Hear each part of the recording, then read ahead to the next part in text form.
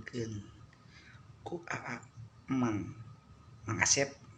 aya nama diganti nenehna teh jadi abah jadi aya nama mang Asep jadi katelah jadi abah aya nama orang vlogna diajar deui we nya urang diajar deui tuh tah wargi mitra sadaya anu nuju resep gitu diajar karena bahasa Sundanya urang ngawitan we nya tong nyangkolong teuing kana waktos urang ngobrolkeun we ieu mah ngeunaan kecap serepan nyaeta kecap anu sadidinten ku urang sok diucapkeun gitu kecapna teh geuningan tina bahasa deungeun atanapi bahasa asing. Naon atuh ari kecap serepan teh? Kecap serepan nyaeta kecap anu asalna tina bahasa deungeun. Tah mitra tina bahasa deungeun. Tina bahasa deungeun anu dipake ku urang sapopoe.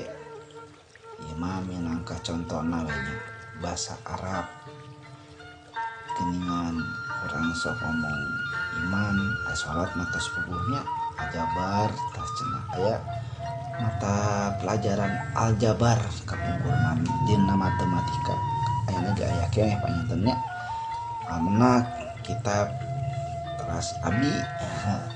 eta teh bapaknya abu terus dina bahasa Walanda contohna bohlam anduk akte album foto jeung sajabana deui loba pisannya aya nu bahasa Portugis bahasa Cina nya ieu mah nu biasana mah gope lah cenah kitu nya somai cenah kitu capcay lobana kadaharan tapi aya bahasa anu sejeuna oge nu jadi kecap serepan anu dipake ku urang sapopoe kitu deui tina bahasa Inggris oge bahasa deungeun atanapi bahasa asing anu sanesna deui contoh kecap dina kalimah sapopoe contohna ieu mah nya ieu sim kuring bade meser bohlam man ari bohlam anu salawewat sabaraha pangaosa biasana kan kitu nya anu rek meuli bohlam teh biasana sok dijawab gope we jang ieu mah contohna da gope cuman ayeuna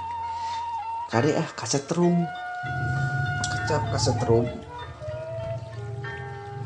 bahasa asing geuningannya kecap serepan teh rupina mung sakitu heula wae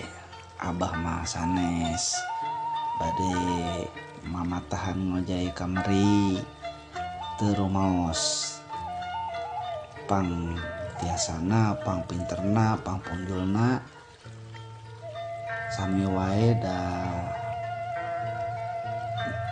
nuju diajar kitu tah atuh saterasna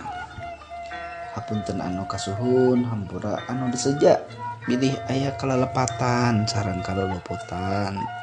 maklum urang mah sami-sami masih kene diajar da jalmi mah teu aya nu sampurna